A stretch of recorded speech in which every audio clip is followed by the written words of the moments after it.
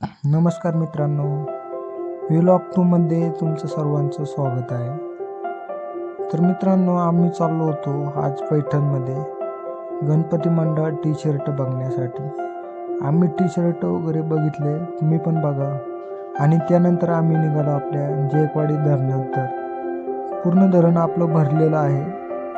तरी आपण इथली गर्दी आणि भरपूर असे लोक आलेले आहेत, तर बघू शकता. आणि त्यानंतर डॅम पण बघू शकता तर आपला कसा आहे.